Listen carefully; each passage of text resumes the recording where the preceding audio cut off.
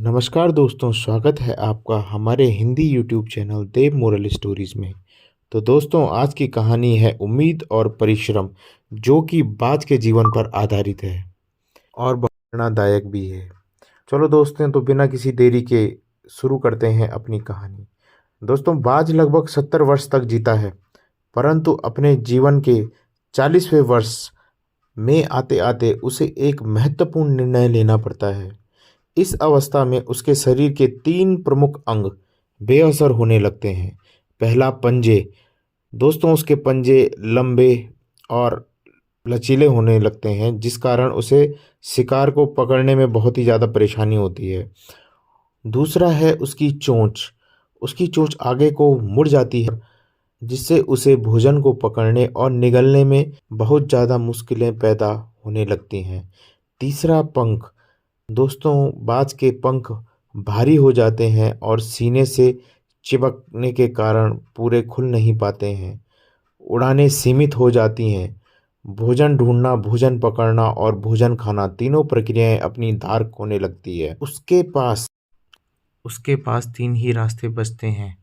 या तो अपनी शरीर छोड़ दे, या अपनी प्रवृत्ति छोड़ गिद्ध की तरह त्यागे हुए भोजन पर निर्भर हो जाए, या फिर स्वयं को फिर से स्थापित करे आकाश के साफ तौर पर जाहिर बादशाह के रूप में।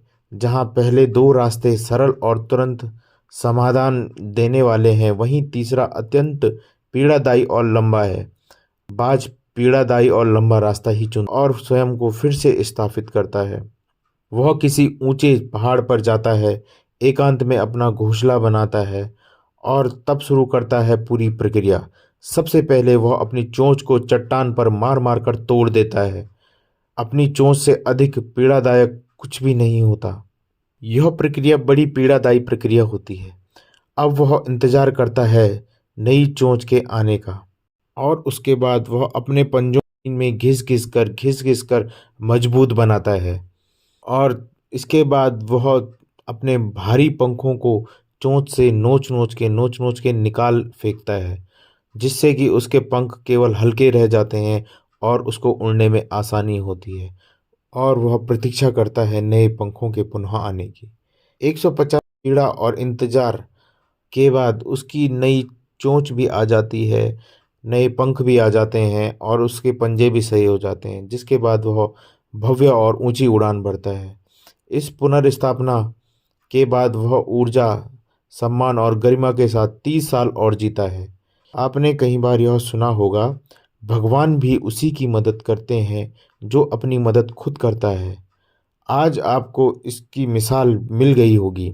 बाज जैसा संघर्ष करता है 150 दिन तक, और भगवान उसके संघर्ष को बेकार नहीं जाने देता। उसको नई जिंदगी कुदरत हमें सिखाने बैठी है।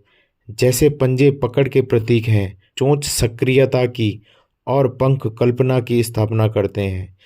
इच्छा हालातों पर काबू रखने की, सक्रियता स्वयं की गरिमा बनाए रखने की, कल्पना जीवन में कुछ नएपन बनाए रखने की।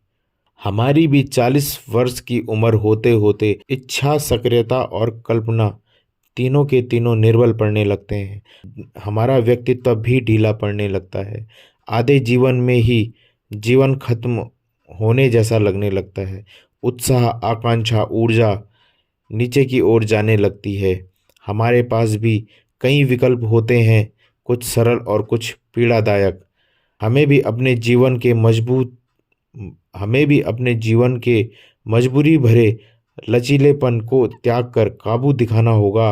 बाज के पंजों की तरह हमें भी आलस पैदा करने वाली वक्र मानसिकता को त्याग कर ऊर्जा से भरी सक्रियता दिखानी होगी।